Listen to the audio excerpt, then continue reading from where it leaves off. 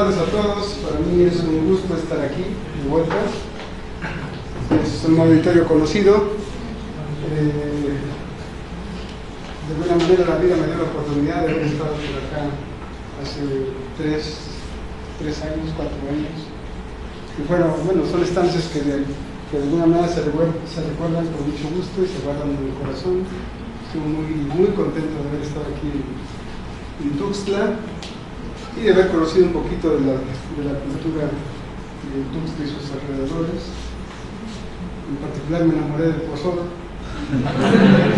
Hace 6 meses recuerdo comiendo pozol todos los días y después entendí por qué los hombres en el Popol Vuh los hombres eran de maíz. Es muy bonito. Y bueno, yo les quiero hablar de un trabajito que estamos tratando de impulsar un colega y yo, Luis Azucamendi, también ahora el director del Instituto de Física y Matemáticas en la Universidad de Michoacán, un gran amigo mío. Y pues tiene que ver con esta imagen. Esta imagen es el rastreo, han ido siguiendo la trayectoria de algunas estrellas que están orbitando en torno a un centro de atracción gravitatoria en el centro de nuestra galaxia. Entonces al centro se le llama Sagitario A, o Sagitario Alfa le dicen algunos, pero básicamente la idea es que en el centro hay un agujero negro, o sea, hay una hipótesis. No podemos decir que hay un agujero negro con toda certeza. Primero tenemos que ver qué es un horizonte de eventos. ¿Alguno de ustedes había visto esta imagen? Pueden levantar la mano con toda confianza. Entonces, bueno, pues esto en realidad es el trabajo de ya más de 20 años. 2 grupos básicamente en el mundo están rastreando estas estrellas. Esta es la imagen que muestran los norteamericanos en la Universidad de California, pero en realidad también hay un grupo en Alemania que es la competencia y que básicamente rastrean las mismas estrellas con el mismo esfuerzo y con los mismos éxitos, vamos a decirlo. Entonces fíjense bien que solamente hay una estrella que tiene la trayectoria cerrada, que es esta que está aquí. Entonces, ¿cómo podemos entender esto? Esta es una imagen que está tomada donde la dirección este-oeste es el plano galáctico.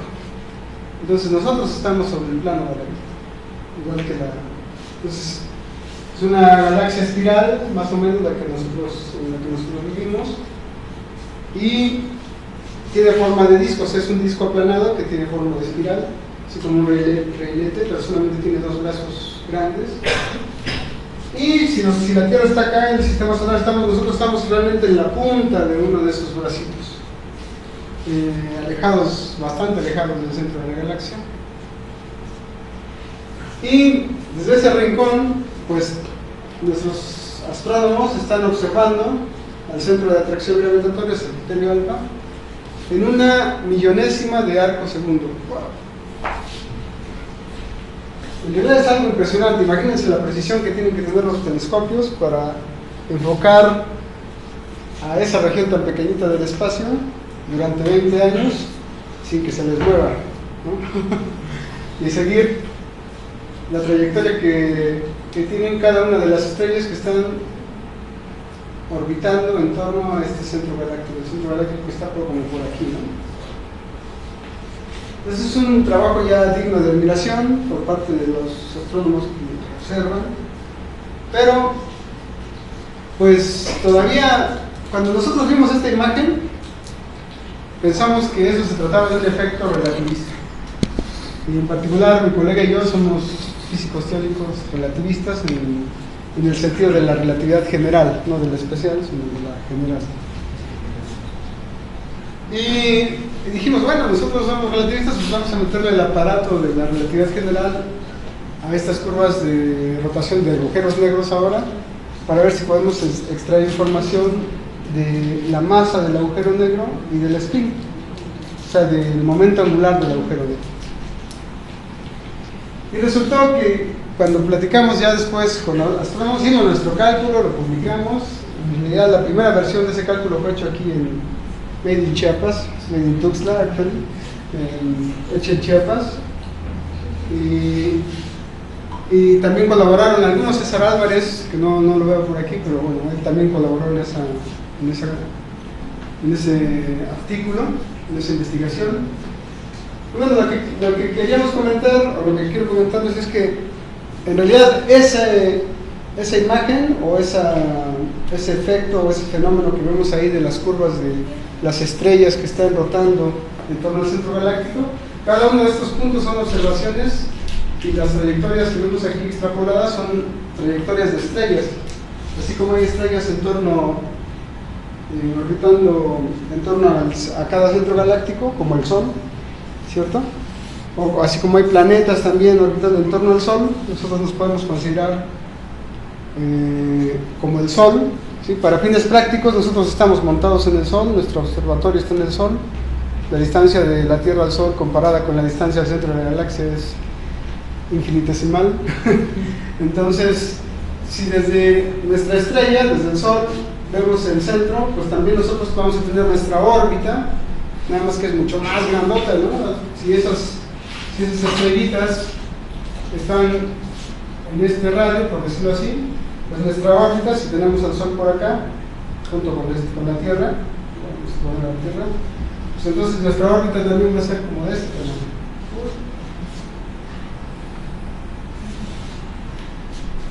Entonces, realmente nosotros también estamos orbitando en torno al centro galáctico, ¿sí? Pero nuestro periodo es mucho más grande. Parece que en la historia de toda la Tierra se han dado unas cuantas decenas de vueltas solamente, o sea que son tiempos muy grandes. Y las de estas, por lo menos sabemos que una de las órbitas cierra en menos de 15 años, bueno, 15, 16 años, o sea que en unos 20 años podemos tener algunas trayectorias cerradas ahí. Entonces les comentaba esto porque la primera confirmación de la relatividad general es a nivel del sistema solar, o sea, la precesión del perihelio de Mercurio está en el sistema solar, y la precesión habla de cierto movimiento que de alguna manera saca la órbita de Mercurio del plano del sistema solar, y lo podemos medir. Es una oscilación que se ha podido medir con bastante precisión y que ya conocemos como una de las grandes confirmaciones de la teoría general de Einstein. Y cuando vimos este desorden, así que esto parece como un átomo, ¿no? Que tiene las trayectorias como una REMPE, una región espacio-energética de manifestación probabilística electrónica, como les enseñaban en la primaria, en la secundaria. Así como una REMPE es como una nube, ¿no? Que tiene varias. Y realmente dijimos, bueno, eso debe ser un efecto relativista. Resulta que no lo es. Es un efecto muy newtoniano. Y cuando tratamos de ligar nuestros cálculos, nuestras predicciones con observaciones, tuvimos que ir con los astrónomos. Los astrónomos hablan otro idioma completamente distinto. ¿Ustedes de qué hablan? ¿Del corrimiento al rojo? ¿De qué?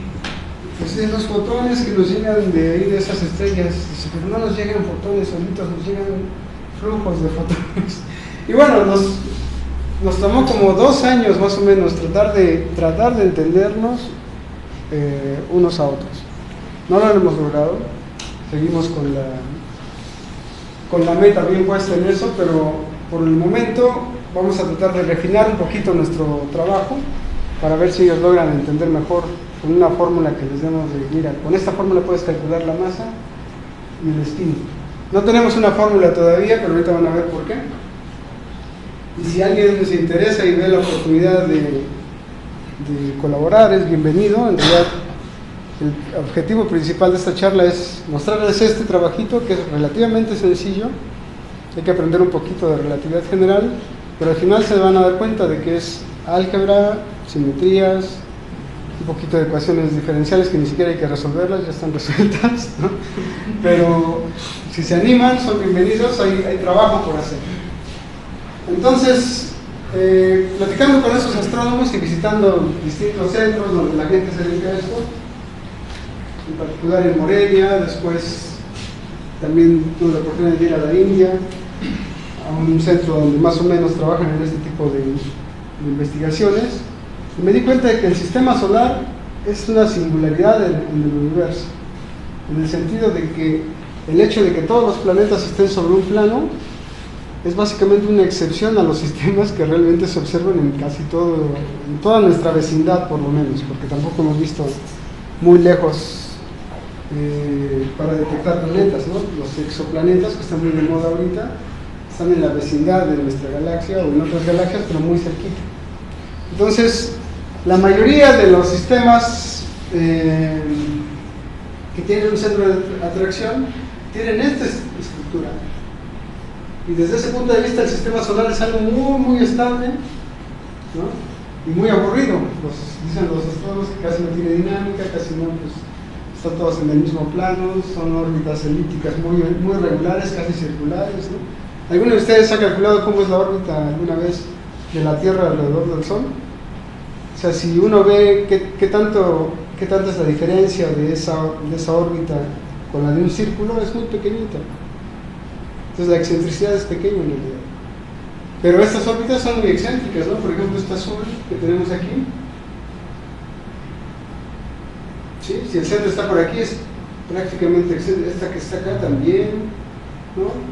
Incluso esta que está cerca, que es pequeñita, también es excéntrica. O sea, la mayoría de ellas son elípticas y con una excentricidad grande. Entonces, nosotros lo que hemos logrado hacer hasta el momento es caracterizar curvas que son circulares y que están sobre el plano lateral. Pero la tarea que me gustaría en la que me gustaría que alguno de ustedes se involucrara es tratar de caracterizar este tipo de curvas que son elípticas y que están fuera del plano ecuatorial. ¿Para qué? Vamos a ver si logro explicarlo con pocas palabras. Digamos que todas estas estrellas que están orbitando en torno al centro galáctico sienten el campo gravitatorio de la fuente que está en el centro. La hipótesis es que hay un agujero negro ahí. Entonces, si hay un agujero negro, sienten el campo gravitatorio generado por ese agujero negro. Y su dinámica, la dinámica, bueno, más bien la cinemática incluso, es dinámica porque hay una fuerza de atracción del agujero negro. Pero digamos que si describimos solamente cómo se mueven esas estrellas en torno al centro de atracción gravitatorio, entonces vamos a ver que esa dinámica va a estar influenciada o dictada básicamente por el campo gravitatorio del agujero negro. Entonces, si el agujero negro se caracteriza por dos cantidades que son su masa y su momento angular o su spin, ahorita desde hace un par de décadas le llaman spin, en realidad siempre le hemos dicho momento angular, pero los gringos, como hay que vender, venden muy bien, ahora le llaman el spin del agujero negro, ¿no? O el spin del agujero negro. Entonces, el agujero negro se caracteriza solamente por su masa y por su momento angular. Incluso hay un teoremita que demuestra que no puede tener, bueno, puede tener carga también, pero hemos visto que el campo electromagnético que puede estar generado, vinculado o involucrado en la dinámica de un agujero negro es muy, muy pequeñito. Entonces, básicamente no influye tanto en los efectos que observamos como el movimiento de estas estrellas en torno al centro del agujero negro. Entonces, el agujero negro tiene masa y spin. Digamos que esas son sus características o esas son sus huellas, las huellas digitales que tiene. Lo vamos a identificar completamente si conocemos su masa y su spin. Entonces, dependiendo qué tan grande o qué tan pesado, bueno, qué tan grande sea la masa o qué tan pesado sea el agujero negro y qué tan rápido esté rotando, obviamente va a influenciar la dinámica o la cinemática de estas estrellas de diferente manera, ¿no? Hagan de cuenta que tienen una licuadora y que empezamos con la primera velocidad, y si ustedes colocan una partícula de canela, no sé, en el licuado que estén preparando, si está cerca del centro, pues se va a mover más rápido, ¿cierto? Y si se van alejando del centro, se mueve un poco más despacio, pero sigue sintiendo ese movimiento generado por el vórtice en el centro del vaso de la licuadora, ¿cierto? Ahora imaginen que ponen la segunda velocidad. se mueve más rápido el líquido, el licuado que están haciendo, y por lo tanto las partículas en él también se mueven con mayor velocidad. Y si le ponen la tercera velocidad, con más razón. Otra forma ilustrativa de ver esto es si extendemos una sábana. Vamos a pensar que sus compañeros del fondo me ayudan a extender una sábana, ¿sí? Y dejamos caer un balín sobre esa sábana, pues o dejamos que viaje un balín, ¿sí?, sobre la superficie de la sábana. La superficie se va a deformar a medida que el balín pasa por el lugar donde el balín pasa, ¿cierto? ¿Está de acuerdo?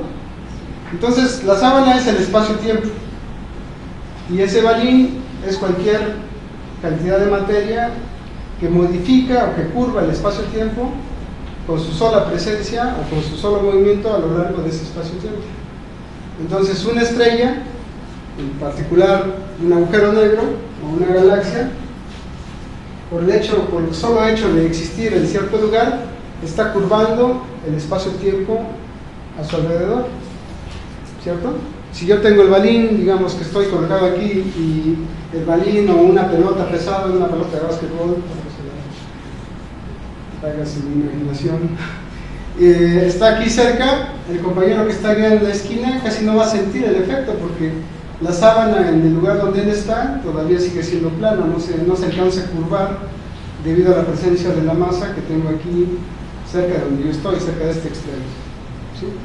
Entonces, de la misma manera, las estrellas que están cerca del centro de atracción gravitatorio de la galaxia sienten con mayor intensidad el campo gravitatorio generado por el agujero negro que se supone que está en el centro de la galaxia, comparado con nosotros que estamos en una orillita de la propia galaxia, ¿sí? El enfoque que vamos a mostrar ahorita es válido también para estudiar agujeros negros de otras galaxias. De ahí tendríamos que tomar en cuenta otros elementos, pero tiene sus ventajas y sus desventajas. Ya ahorita, a medida que avance la charla, voy a hablar de eso. Pero lo que quiero que quede primero claro es la idea, ¿no? Entonces tenemos un centro de atracción gravitatoria que está modificando el espacio-tiempo. Se supone que no hay ente más pesado que un agujero negro, por lo menos hasta donde conocemos, teóricamente. Entonces hay algo muy pesado ahí en ese centro, en el centro de atracción gravitatoria. Y las estrellas modifican sus órbitas o tienen estas órbitas debido a esa interacción gravitatoria con el centro. ¿Sí está claro? Entonces, como se mueven y se ven de alguna manera influenciadas o afectadas por el campo gravitatorio del centro, del agujero negro, su dinámica o su movimiento tiene información sobre las propiedades del agujero negro. Tiene información sobre la masa y tiene información sobre el spin. Entonces, si ponemos la misma partícula en el campo gravitatorio de diferentes agujeros negros, vamos a poder diferenciar qué tipo de masa tiene y cuál es su momento angular. ¿Sí se entiende? Entonces, la idea es muy sencilla. Si entendemos esto, entonces nosotros vamos a pensar que del centro de la galaxia nos van a llegar señales a donde estamos, acá en la Tierra, y básicamente lo que vamos a medir son fotones que son emitidos por las estrellas y que viajan a lo largo de toda una geodésica nula. Una geodésica nula, ¿ellos saben qué es una geodésica? ¿No? Porque digamos que una geodésica es la trayectoria que sigue una partícula con el principio de mínima acción. En un plano, pues es una línea recta, ¿cierto? La línea más corta entre dos puntos es una línea recta, pero si el espacio-tiempo es curvo, entonces es una línea curva, ¿cierto? Y el agujero negro lo que hace es curvar el espacio-tiempo, entonces lo que esperamos es que sea una línea curva. Pero como la partícula es muy ligerita, no se curva tanto. O sea, la trayectoria más bien de esa partícula no se curva tanto. En particular son fotones. Entonces tenemos una estrella que está emitiendo fotones desde aquí, o desde cada punto donde las hemos medido, donde los han medido los norteamericanos y los alemanes, y nos llegan hasta acá, Y vamos a suponer que viajan a través de geodésicas nulas, que son las líneas que siguen los fotones en un espacio vacío. Entonces hay dos suposiciones, bueno, hay tres en realidad. También vamos a suponer que esas estrellas tienen curvas cerradas y que son estables, como las de los planetas alrededor del Sol. También es una suposición lógica, no tiene nada de anómalo. Y son las tres suposiciones que queremos hacer. Obviamente cada una de estas suposiciones implica que haya otras, secundarias vamos a llamarlas, pero queremos hacer nuestro trabajo con el mínimo de suposiciones, a ver si podemos ganar información acerca de las propiedades del agujero negro a partir de las observaciones. Entonces, primera suposición, que en el centro de atracción gravitatoria hay un agujero negro. Y esta es la suposición más fuerte en realidad, porque nadie ha observado un agujero negro. Tenemos evidencias indirectas de que hay alguno. Esta imagen en su totalidad también es una evidencia indirecta, pero puede ser otra cosa. Puede no ser un agujero negro. Eso va a ser más difícil de demostrar, porque si no sabemos qué es, ¿cómo demostramos qué es, ¿no? Pero bueno, vamos a suponer primero que hay un agujero negro. Primera suposición, ahí hay un agujero negro y hay un agujero negro de Kerr que está rotando. El agujero negro de Kerr está caracterizado por masa y momento angular. Si no estuviese rotando, sería un agujero negro de Schwarzschild, sería estático y estaría completamente caracterizado por su masa, nada más. ¿Cierto? Ok. Entonces, segunda suposición, que estas órbitas son órbitas acotadas. Acotadas quiere decir que pueden ser circulares, elípticas, ¿cierto? Son órbitas cerradas, o casi cerradas, pero que además son estables. ¿Qué quiere decir que sean estables? Que debido a la presencia de las otras estrellas, esas perturbaciones, vamos a decirlo así, o sea, como cada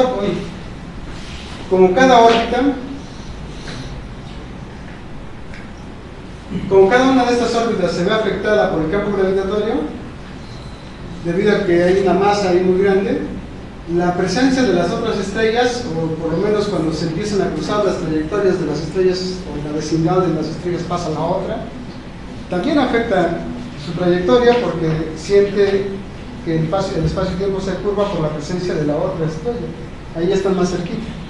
Entonces esas perturbaciones podrían sacar a una estrella de su órbita si su órbita no fuese estable. Entonces, ¿qué es lo que es como hemos descubierto incluso en el sistema solar algunos planetas, ¿no? Entonces, vamos a suponer que las órbitas son acotadas y que son estables. Entonces es un requerimiento muy sensato para que nuestro sistema tenga sentido. Y después vamos a hacer la suposición de que los fotones que son emitidos en estas estrellas llegan hasta nosotros acá en el rincón de la galaxia a través de geodésicas nulas, que son las trayectorias más cortas que puede seguir un fotón en el espacio-tiempo vacío. Pero ojo, el espacio-tiempo no está vacío. Sabemos que en el centro de la galaxia hay un montón de estrellas y que hay un gas también de hidrógeno que está circundando en torno al centro galáctico y que hace que la galaxia sea brillante, ¿no? No sé si han visto fotos de la galaxia tomadas desde ALMA, bueno, desde los telescopios que hay en China, que son muy bonitas. Es prácticamente asombroso ver cómo hay como unas nubes gaseosas ahí hermosas, ¿no? Pero si enfocamos al centro de la galaxia, pues hay mucha luz.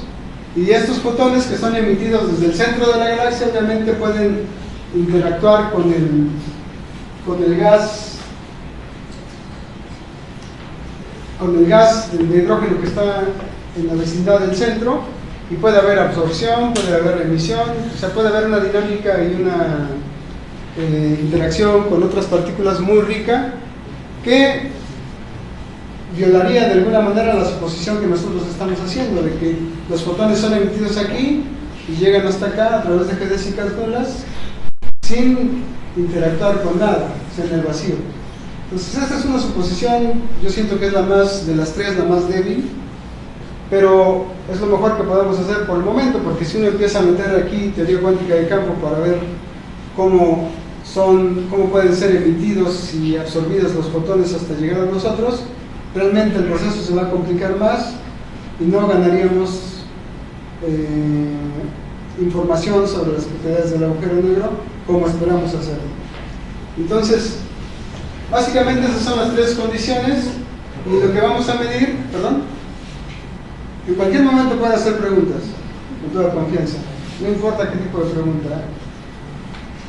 Entonces, resulta que si un fotón es emitido aquí, en este punto de la estrella, y es detectado acá por nuestros telescopios, pues debido a que el espacio-tiempo es curvo, siente una deflexión, ¿cierto? De hecho, esa es otra de las confirmaciones de la teoría general de la relatividad general, de que un haz luminoso al pasar por un cuerpo masivo se ve deflectado, desviado de su trayectoria recta y realmente experimenta una curvatura, ¿no? Entonces, esta deflexión de la luz también la vamos a observar y eso va a hacer que el observador que tenga aquí va a ver los fotones corridos hacia el rojo o corridos hacia el azul, dependiendo de si el fotón se esté alejando o se esté acercando. Entonces, si el centro galáctico está aquí, por ejemplo, todos estos puntos podemos pensar que son puntos en esta dirección, ¿cierto? Entonces la estrella, cuando pasa del lado derecho del centro galáctico, se está alejando de nosotros porque estamos allá, pero cuando viene por acá y alcanza el punto de máxima lejanía, después comienza a acercarse, ¿cierto? Y eso hace, si la estrella se está acercando, en realidad el corrimiento va a ser hacia el azul. Entonces vamos a tener dos corrimientos. Como esto está rotando, ¿sí?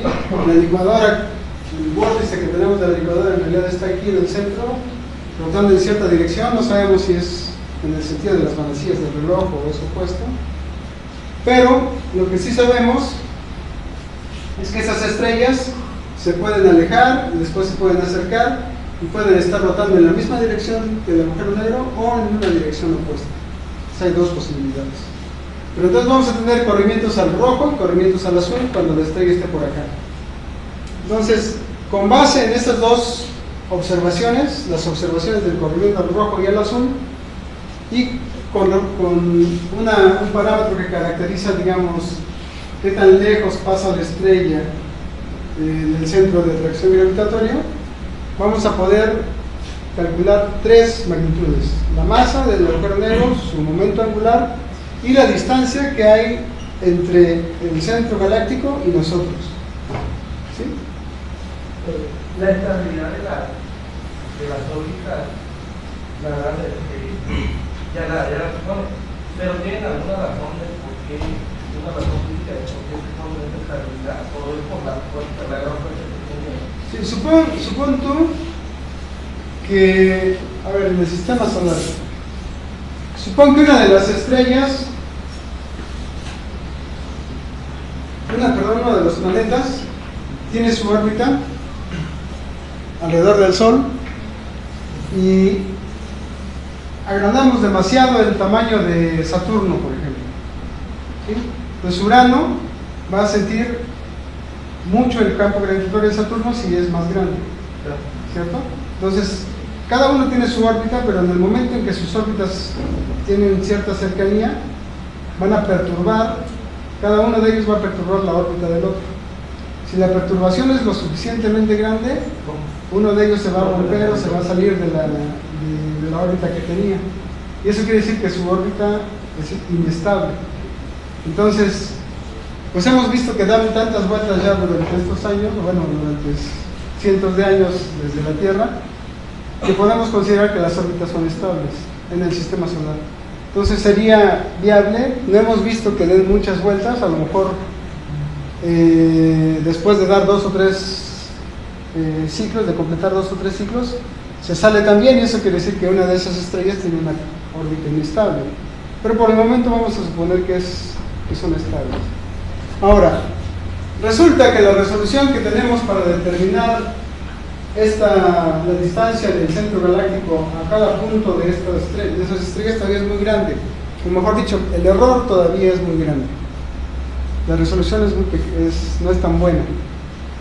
Entonces, realmente nuestros cálculos van a servir para el futuro, pero este es un momento muy oportuno en el sentido de que ahorita hay un plan, hay un proyecto que está por completarse en 3 o 4 años. Pues que decía que 2018, pero yo realmente veo que todavía faltan cosas por hacer.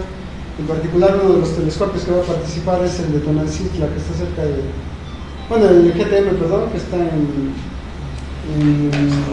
Puebla, pero todavía falta, o sea, hay cosas por calibrar, hay muchas cosas por afinar, pero básicamente la idea es conformar un telescopio del tamaño de la Tierra, donde participe Hawái, California, las Islas Canarias, Puebla, México con el GTM, Chile, y por ahí se quieren agregar todavía otros telescopios, pero la idea es que con esos telescopios sincronizarlos de tal manera que puedan todos enfocar el centro galáctico e ir más adentro. Si pueden, van a ir al horizonte de eventos. De hecho, el proyecto se llama Event Horizon Telescope, ¿no? Entonces, el telescopio del horizonte de eventos. Ellos tienen ahorita la idea de observar lo que llaman la sombra del agujero negro. Hay otro proyecto que se llama Gravity. Gravity tiene la finalidad de seguir todas estas trayectorias y trayectorias que estén más cerca todavía del horizonte de eventos. Entonces ahí sí se van a empezar a manifestar de manera directa los efectos relativistas. A lo mejor estas curvas dejan de ser interesantes cuando logremos ver mucho más cerca. El director del proyecto del Event Horizon Telescope dice que quieren ver gas que esté orbitando cada 4 minutos. Imagínense si logramos ver, es realmente ambicioso, logramos ver el centro galáctico y que de alguna manera logremos identificar una partícula que está rotando y que tiene un periodo de 4 minutos. Eso sería algo impresionante, pero eso es lo que quieren hacer. Y lo bueno de los gringos, y algo que me gusta mucho, es que no les tienen miedo a los retos, ¿no? Esos van y como tienen dinero también se lo avientan. Me gusta su carácter. Ok, ¿sí está clara entonces la idea? Entonces vamos a medir cómo se corren al rojo o al azul los fotones que son emitidos desde acá, desde las estrellas, y llegan a nosotros, a la Tierra. Y como ellos tienen información del momento angular y de la masa del agujero negro, podemos invertir esas relaciones y expresar la masa del agujero negro y el momento angular o el spin en términos de las observaciones. Y es lo que queremos entender o lograr, por decirlo así. Entonces vamos a tratar de calcular la masa, el spin y en realidad también la distancia que hay del centro galáctico a nosotros en términos de cosas que podamos medir en esas curvas de rotación galáctica, de agujeros negros. ¿Alguno tiene algunas dudas? ¿Sí? ¿Por qué analizan solo 7 estrellas? Son más, pero de ahí solamente están dibujadas las trayectorias de algunas de ellas, pero en realidad tampoco son decenas, ¿no? O sea, son alrededor de 20, me parece. Sí. ¿El agujero de Kerr libera radiación de Hawking? Sí, como todo agujero ¿Es posible negro. detectarla? Yo creo que por el momento no. Apenas estamos viendo los efectos que hay en torno al agujero negro, que son, o sea, fíjate, cada una de esas estrellas es como un sol. Y ahora medir la radiación de Hawking que venga desde allá, al final tendría que ser radiación electromagnética también, ¿no? Pero ya es un fenómeno cuántico. Entonces, Es muy pequeña. es muy pequeña y no sabemos si llega hasta acá. Sí, me olvidé preguntar. Depende mucho de la masa del agujero Y de la la extensión. extensión. Entonces, digamos que estamos con efectos un poquito más clásicos todavía. A lo mejor existe una forma inteligente de detectarlo. Ayer, por ejemplo, vi una charla, antes de venirme para acá, de un astrónomo, de Omar López Cruz, muy bueno. Y él hablaba de la forma de medir el arrastre que sentimos nosotros por la presencia del agujero negro. Entonces, como les mencionaba hace unos momentos, si el agujero negro está rotando, bueno, vamos a suponer que rota en la dirección opuesta a las manecillas del reloj, ¿sí?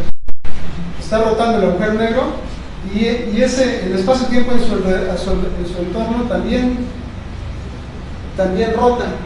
Se siente un arrastre, le llaman los gravitólogos relativistas. Le llaman dragging en español. Hagan de cuenta que tienen un acetato. Bueno, el ejemplo de la licuadora funciona, pero si tienen un disco de acetato también, ¿no? Bueno, a lo mejor estoy viendo en español. Pero bueno, unos de esos LPs que había antes, ¿sí? Del abuelito. Y ponen una partícula en la orilla, pues como el acetato está, en realidad el acetato rota con una velocidad angular constante porque es sólido, ¿no? Aquí el gas, mientras más cerca está del centro, rota más rápido y mientras más te alejas, rotamos más lento. Pero de todas formas rotas. Entonces, nosotros también estamos rotando. No sabemos si esto está rotando en la misma dirección que nosotros, pero existen esas dos posibilidades. Lo más probable es que rotemos en la misma dirección, es lo más lógico, ¿no? Pero nosotros sentimos mucho menos el campo gravitatorio porque estamos más alejados. Entonces, los efectos que nosotros sintamos por la presencia del agujero negro van a ser más débiles comparados con los de las estrellas que están aquí cerquita.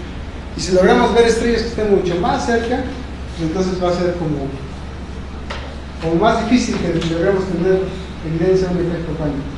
Pero bueno, volviendo al dragging, Omar López Cruz quería discernir un efecto que diera como información del dragging, del arrastre que estamos sintiendo por la presencia del campo gravitatorio. Y resulta que nuestras fórmulas tienen esa información. Entonces ahorita vamos a ver cómo, porque eso apenas lo vi ayer, entonces yo voy a ver si puedo explicarlo el día de hoy con las fórmulas que tenemos, de cómo ese dragging se puede sacar, o cómo información acerca del arrastre se puede sacar en... Ok. ¿Alguna otra pregunta? Bueno, ¿y por qué? Al final me quedé como, ¿y por qué 20? ¿No? Pues en realidad no hay muchos más, son las que hemos logrado detectar y hemos logrado rastrear. Pero la idea ahora es, con este telescopio del tamaño de la Tierra, es ver más cerca del horizonte de eventos.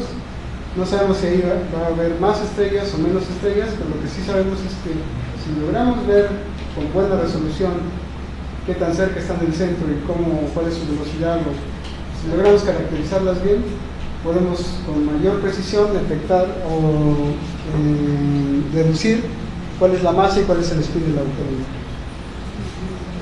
Entonces aquí tenemos ya, después de esta breve introducción, aquí esta es la imagen que les mostré. De alguna manera se me perdió ahorita que cambié la presentación, que la modifiqué un poquito. Se perdió la información de la imagen, pero ya se las mostré. No es la imagen del principio. Y bueno, aquí vamos a tener que se tiene cierta evidencia dinámica de que en el centro de muchas galaxias espirales, incluyendo la nuestra, existen agujeros negros supermasivos, y en particular es Sagitario A estrella o Sagitario Alfa en el centro de la Vía Láctea. En el centro de la Vía Láctea también puede haber un agujero negro supermasivo. Después, ¿qué quiere decir el supermasivo? En realidad hay una clasificación, como que de alguna manera hay agujeros negros que son del orden de unas cuantas masas solares. ¿Sí? Si una estrella tuviese 3 veces la masa del Sol, por ejemplo, se podría convertir en un agujero negro a lo largo de toda su evolución, o al final de su evolución, mejor dicho. Pero hay agujeros negros que tienen millones de masas solares, como el del centro de la Vía Láctea, y ahorita hay unos que aparentemente tienen como 10 a la 11 masas solares, o sea, millones de millones veces la masa del Sol. Entonces, ya les comenté también que un agujero negro en relatividad general está caracterizado por 2 parámetros. la masa y el parámetro de rotación A, que básicamente es el momento angular por unidad de masa, y que esa solución se llama agujero negro de Kerr. Entonces Kerr es quien ya resolvió las ecuaciones de Einstein, las ecuaciones diferenciales que este problemita tiene ya lo resolvieron, entonces no hay que preocuparse por eso. Y después comentábamos que el espacio-tiempo se curva en la vecindad de un agujero negro, y los objetos que se mueven en ese entorno pues tienen información, perciben la información codificada en sus parámetros. Quiere decir que dinámicamente sienten de qué tamaño es la masa y qué tan rápido está rotando. ¿Está claro? Muy bien. Y bueno, algunas estimaciones, sobre todo las estimaciones de la masa, que son la mayoría hechas por astrónomos.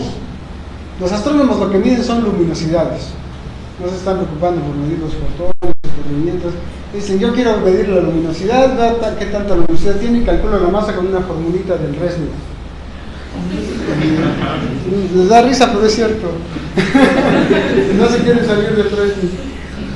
El único que está un poquito más abierto es Omar López Cruz. Y si alguno de ustedes se interesa en astronomía y de alguna manera quiere ir al INAOE a trabajar, el hombre con quien hay que trabajar es Omar López Cruz, porque él está más abierto.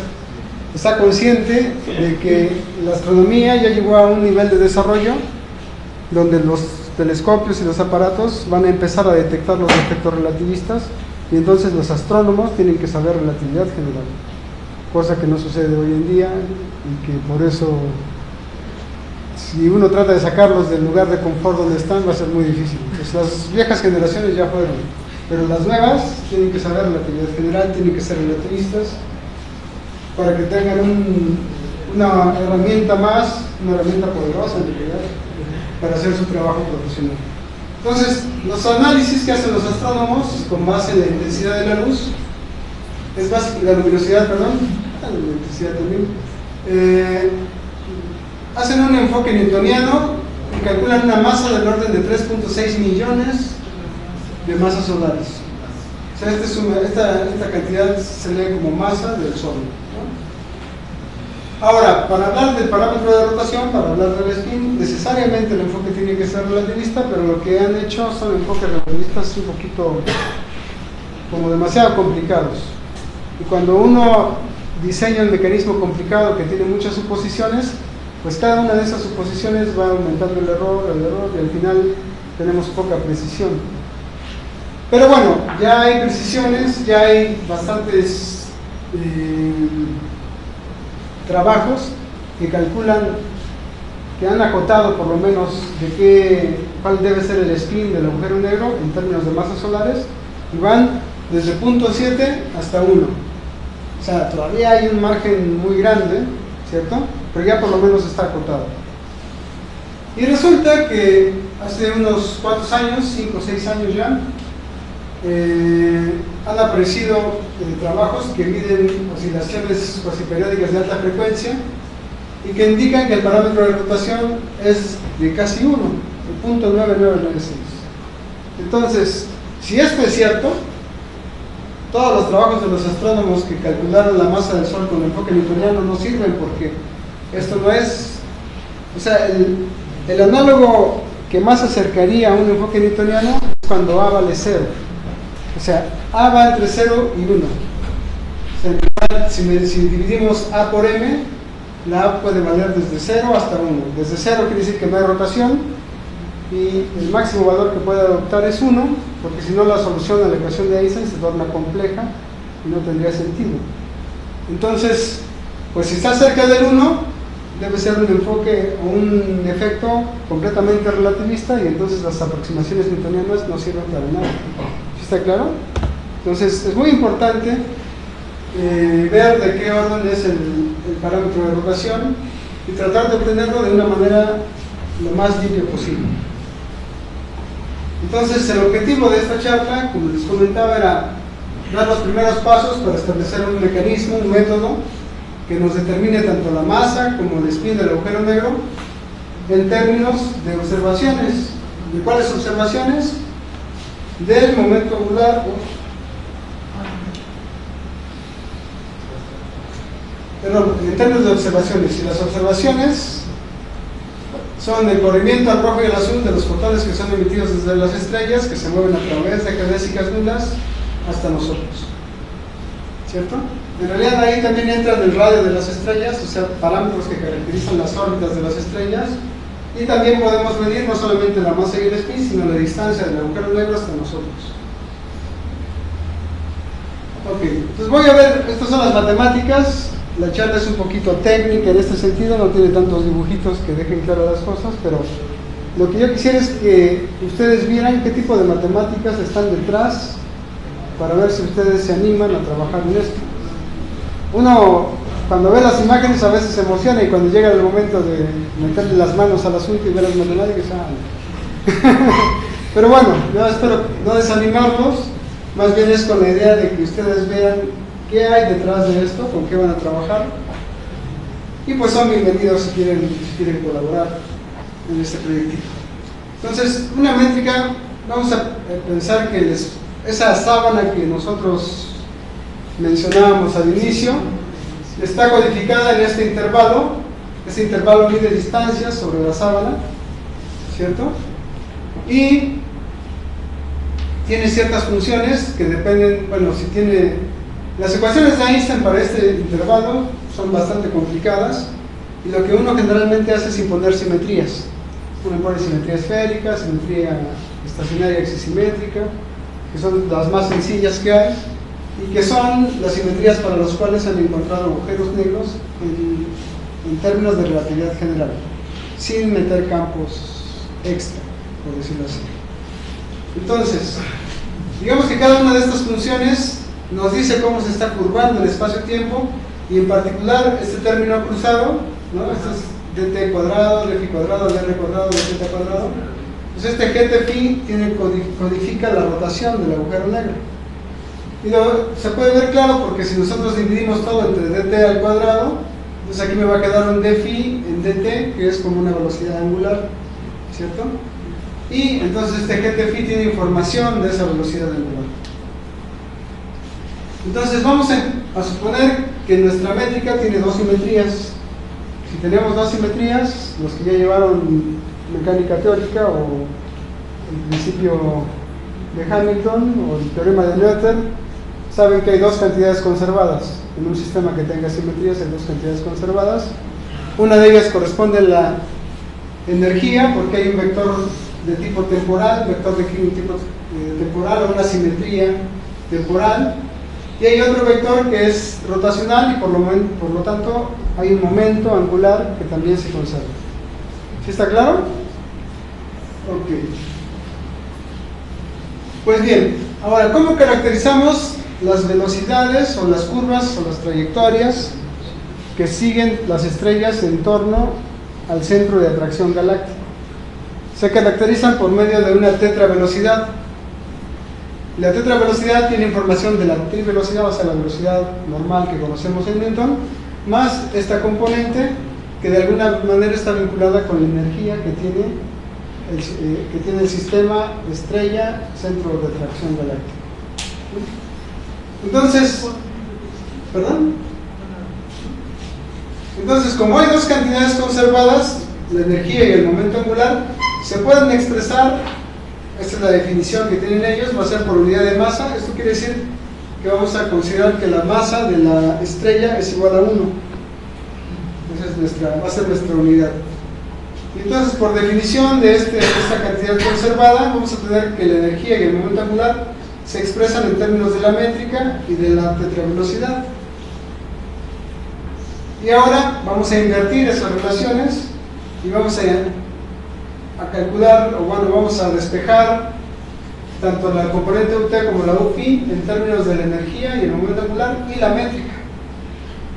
¿Sí está claro? Entonces la métrica es la métrica del espacio-tiempo generada por el agujero negro de Kerr, y la información de la masa y del parámetro de spin está dada en la métrica. Entonces, ahorita vamos a ver eso. En relatividad general, resulta que el cuadrado de la velocidad o de la tetravelocidad está acotado por -1. Entonces, esta es una relación que nos ayuda a expresar una componente de la tetravelocidad en términos de las demás. Es una restricción que tiene el sistema. Pero esa restricción me dice que no necesito conocer las 4 componentes de la tetravelocidad, sino basta con conocer 3, y la cuarta la voy a expresar en términos de las otras 3 por medio de esta relación. ¿Sí está claro? Muy bien. Entonces resulta, bueno, si desarrollamos este cuadrado, lo vamos a poder escribir así. Del lado izquierdo, del primer miembro, vamos a tener lo que no conocemos hasta el momento, y del lado derecho vamos a tener lo que sí conocemos con ayuda de estas constantes de movimiento, que son la energía y el momento angular. Y lo demás es la métrica, que es la métrica del agujero negro de Kerr. O sea, la métrica codifica el campo gravitatorio del agujero negro de Kerr, y por lo tanto lo conocemos.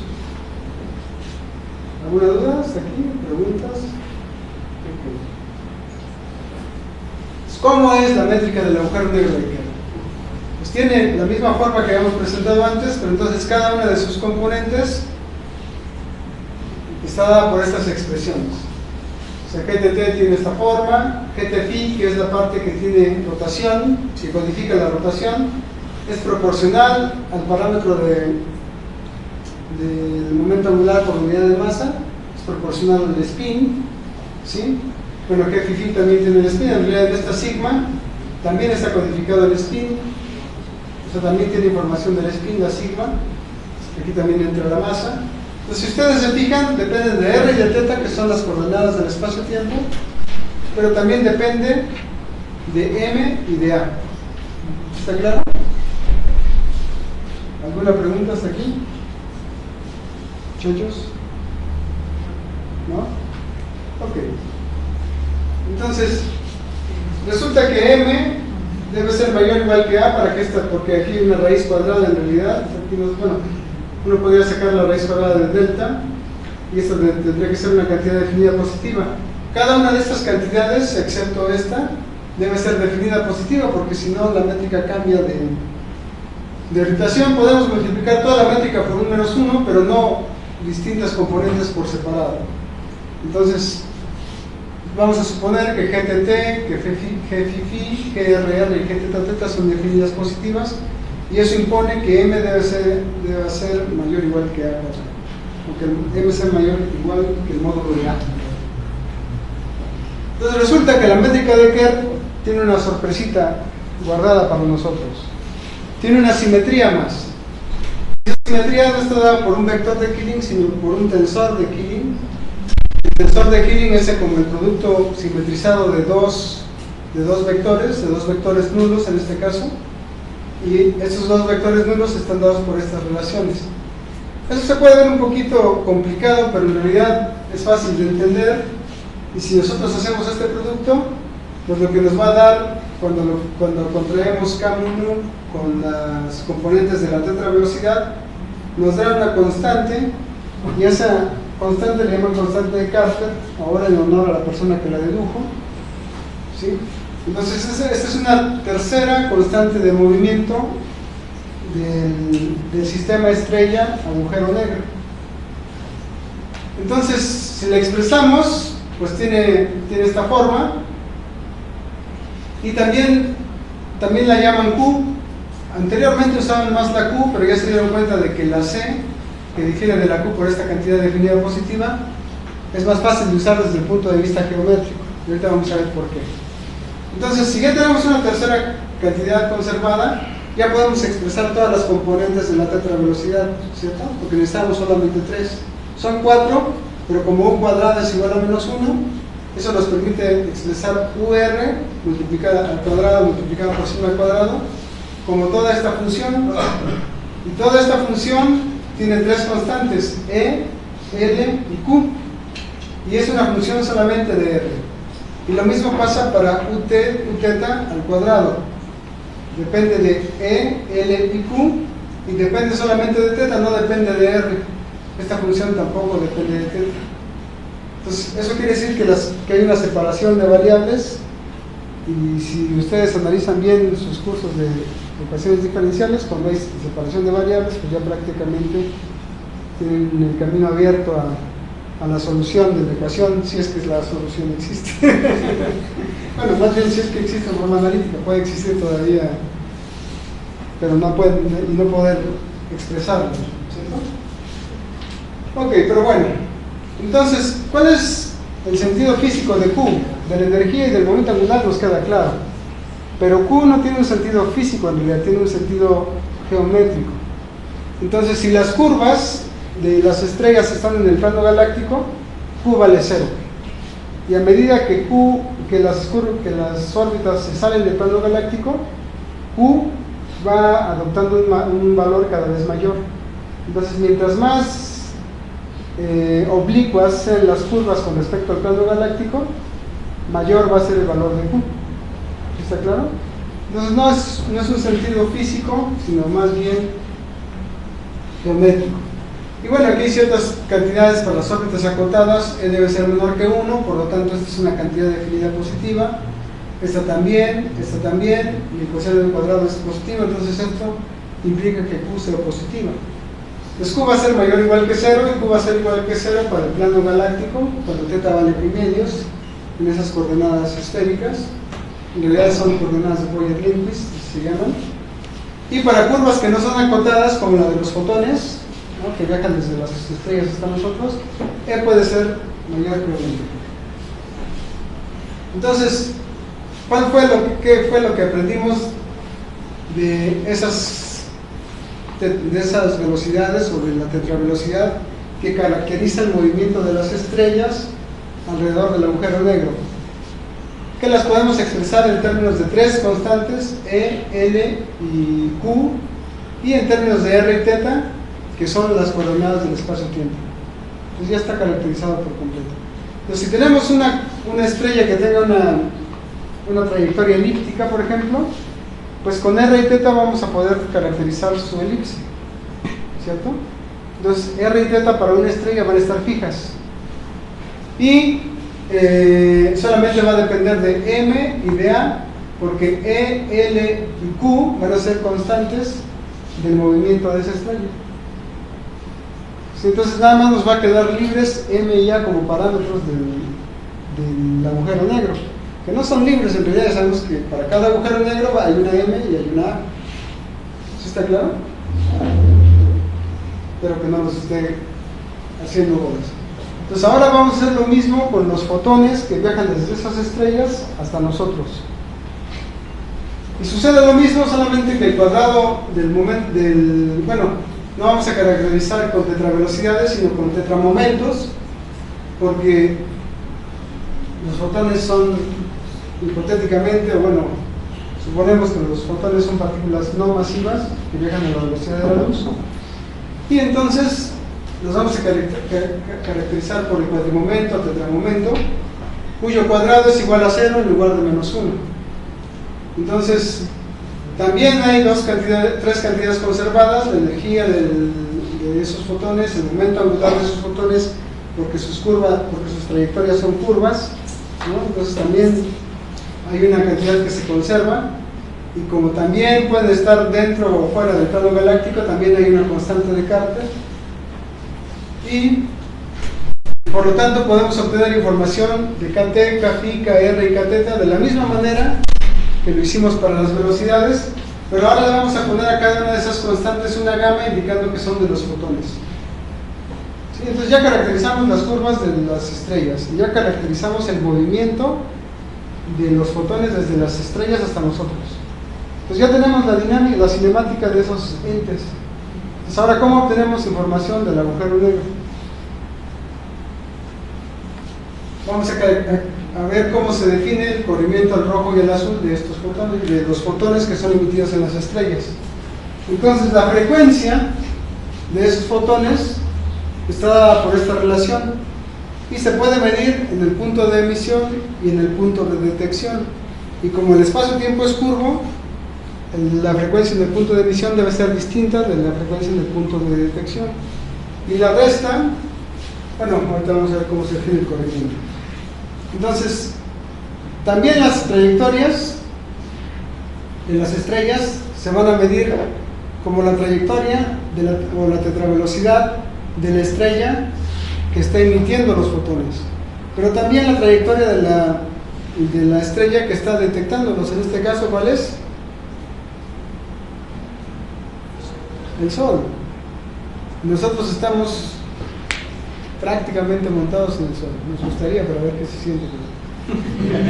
A lo mejor no tanto, pero bueno, también nosotros tenemos nuestra trayectoria. Recuerden que la tetravelocidad entonces caracteriza estas trayectorias que están aquí cerquita, con un radio que vamos a hacer, el radio de la estrella del emisor. Y también nosotros tenemos nuestra propia curva, nuestra propia órbita, y aquí hay un radio que vamos a llamar RD, que es el radio del detector, pensando que son curvas circulares que tienen poquita excentricidad. Pero bueno, ya vimos que la imagen que mostré al inicio son curvas que tienen una excentricidad, que no es pequeña. Entonces, bueno, también hay características para nosotros. O sea, nosotros también estamos en una de esas estrellas que están orbitando en torno al centro galáctico. ¿Y cómo se define el corrimiento al rojo? Pues se define como, regreso acá, se define de esta manera, y es Z es igual a WE menos WD partido por W del detector, o sea, la frecuencia de los fotones emitidos menos la de los detectados partido por la frecuencia de los detectados, y esto me da en realidad que esto es WE sobre WD menos 1, y por lo tanto puedo pasar el 1 al otro lado y me queda que este cociente es igual a 1 más Z, ¿no? Entonces Z es el corrimiento que experimentan esos fotones. Entonces puede ser al rojo o al azul, eso ya lo explicamos también con la imagen. Y para el caso general, pues Z es una función que depende de RJ y de estas constantes, que son cocientes de las 6 cantidades conservadas. ¿Sí? Pero en realidad son 4. Entonces, por definición, vamos a tratar de medir estas zetas. Y si sustituimos, vamos a hacer una suposición. Como nosotros estamos muy lejos comparado con las estrellas que están emitiendo los fotones, nuestra velocidad angular es muy pequeñita, podemos considerar que estamos prácticamente estáticos y que nuestra curva es circular, porque mientras más lejos estás del centro galáctico, las curvas tienen menos excentricidad, las órbitas. Entonces eso hace que podamos simplificar mucho el denominador, y el denominador nada más tenga 2 componentes en lugar de 4 que tiene el emisor. Ok, entonces hacemos un poquito de álgebra y vemos que en realidad aquí entra este parámetro B, B es el cociente del momento angular de los fotones partidos por su energía, y le vamos a llamar parámetro de impacto, así como en los experimentos de dispersión de Rutherford. Es nada más la distancia que hay del centro del blanco a la posición por donde pasa la partícula, ¿no? Entonces, ese parámetro de impacto es importante porque aparece en la definición del corrimiento al rojo. Se aparece aquí y aparece aquí. En particular, el parámetro de impacto es distinto cuando la estrella se está alejando, cuando está de este lado, si rota en esta dirección, o cuando se está acercando. Entonces, ese signo lo vamos a caracterizar con este epsilon, y eso nos da 2 corrimientos. Uno al rojo cuando la estrella se está alejando, y otro al azul cuando la estrella se está acercando hacia nosotros. Y algo que hacen los astrónomos, y que en realidad a nosotros no nos gusta porque, bueno, nos gusta porque simplifica un poquito las fórmulas, pero no nos gusta porque... Una pregunta. Sí. Para epsilon, creo, igual a 1 es cuando está cerca de la estrella, o No, cuando se está alejando. Cuando se está alejando, y para menos. Menos 1 cuando se está acercando. Okay. Y bueno, los astrónomos algo que hacen es, como las estrellas, las galaxias se están separando unas de otras, ¿sí? De acuerdo con la ley de Hubble. En realidad, ellos tratan de, si tenemos una estrella ajena, lo que hacen es restar el corrimiento al rojo del centro de la galaxia. Pero como para nuestra galaxia restar el centro no es viable, porque nosotros nos estamos moviendo junto con toda la galaxia. Entonces no nos estamos separando de nuestra propia galaxia. Entonces este es un paso que no es válido para nuestra galaxia, pero que es válido para las demás galaxias. Entonces lo hicimos por generalidad, pero no importa. En realidad lo que importa al final es que tengamos un corrimiento, al rojo, donde al signo más del que hablabas, con el que tiene el épsilon, le resto el z central, el corrimiento del centro, y me queda esta expresión, y aquí aparece un signo menos, y me queda un corrimiento al azul, donde aquí aparece un signo más, y donde al z menos, o al épsilon igual al menos 1, le resto el z central, y me queda esta expresión. Entonces tenemos dos expresiones para el corrimiento al rojo y al azul. Creo que esta parte la podemos saltar. Vamos a pasarla a la parte práctica. Para la parte práctica vamos a suponer que las curvas están sobre el plano ecuatorial y son circulares. Entonces vamos a simplificar el modelo. Nada más para que ustedes vean cómo podemos obtener la información de M y de A. Obviamente para el caso realista hay que hacer más trabajo, que es el trabajo que me gustaría que ustedes hicieran, para que nos ayudaran a hacer. Entonces, tenemos que las U's se pueden expresar de esta manera, pero la E y la L, como son cantidades del movimiento, también las podemos expresar, y cuando uno las encuentra tienen esta forma. Entonces ven cómo ya las expresiones se van complicando. Entonces aquí tenemos r a la 3 cuartos, y aquí tenemos la raíz cuadrada de r a la 3 medios, menos 3mr al medio. Entonces ahí empieza un poquito el problema, pero en realidad es álgebra, no es otra cosa. Si ustedes son cuidadosos con el álgebra, no hay ningún problema por trabajar con estas cantidades. Pero lo importante es que si tenemos U y tenemos E y L, tenemos UT y UFI, entonces podemos expresar Z en términos de R, teta, M y A. Pero teta vale pi medios en esta expresión, por eso no aparece la teta por ninguna parte. Entonces aquí tenemos R y teta igual a pi medios, y por lo tanto solamente van a depender de R, o sea, del radio de las estrellas. Y el parámetro de impacto que entraba en la fórmula de los corrimientos al rojo y al azul, para el agujero negro de Kerr adopta esta expresión. Entonces este parámetro de impacto, si conocemos la métrica, conocemos cómo es, y como conocemos la métrica de Kerr, la sustituimos y nos da esta expresión. Entonces, esta expresión también depende de R, M y A, pero R es un parámetro de la órbita, entonces R no es una incógnita en realidad. R es una cantidad que conocemos para una estrella dada. En la anterior diapositiva había menos y más. ¿Qué significa física? Ah, buena pregunta. Este menos, aquí hay un más menos, aquí hay otro más menos, aquí hay más menos, significa que la estrella esté rotando en la misma dirección del agujero negro, que lo hace el agujero negro. Ese es el más. Y el menos significa que está rotando en la dirección opuesta. Entonces hay dos casos, ¿no? Porque no sabemos en qué dirección está rotando el agujero negro. Entonces nuestros cálculos tienen que ser lo más generales posible, y por lo tanto vamos a considerar los dos casos. Si está corrotando, está rotando en dirección opuesta. Gracias. Aquí también nos resulta que esos corrimientos dependen de que haya una corrotación o una contrarrotación. Entonces, como mencionábamos hace unos momentos, los dos corrimientos dependen de R y teta, M y A, para el caso general. Pero entonces, si nosotros conocemos estas funciones, podemos invertirlas y despejar M y A en términos de R teta, el corrimiento al rojo y el corrimiento al azul. Entonces, esta es la idea básica del trabajo.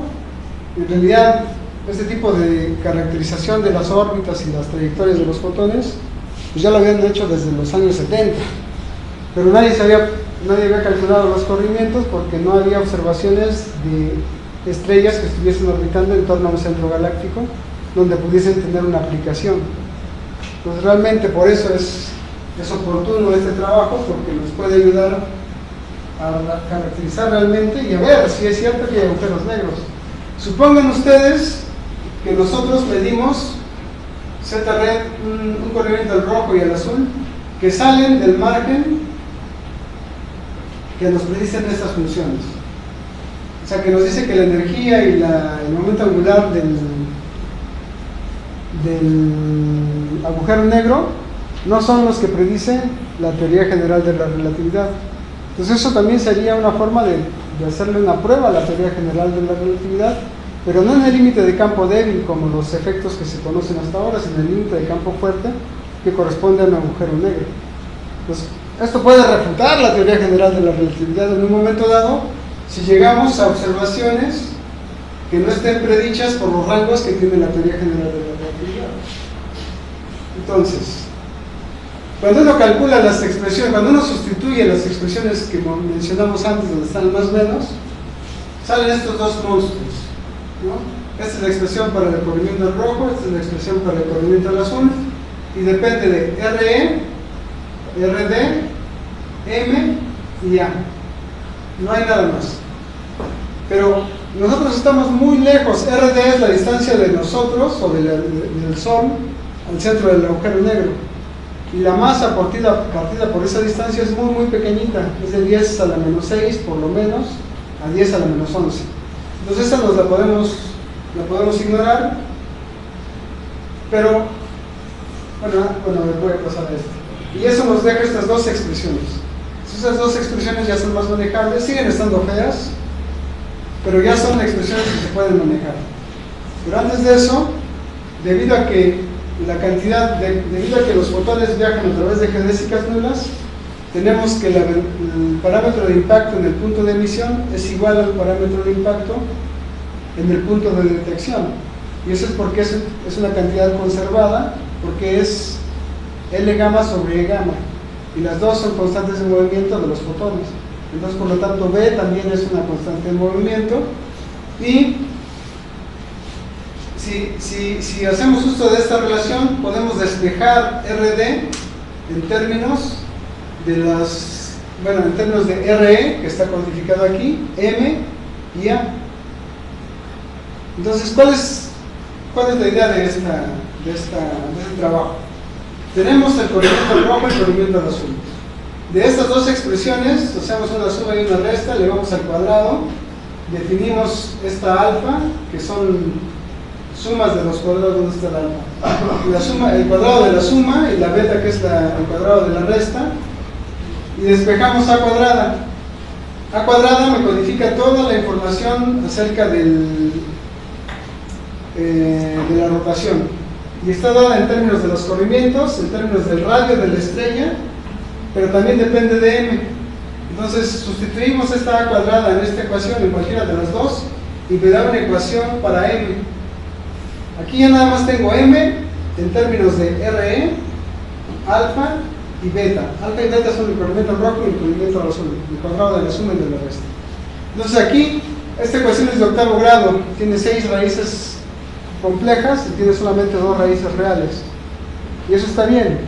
Una de ellas debe ser física y la otra debe ser no física. Aquí hay muchas cosas por descubrir todavía. ¿Qué tal si las 2 raíces son físicas? Ese sería un efecto relativista completamente nuevo, no observado hasta el momento. ¿Por qué? Porque nadie ha hecho este cálculo con relatividad general. Entonces puede ser que en el centro, cerca del agujero negro, se empiezan a manifestar efectos relativistas que no hemos visto hasta el momento.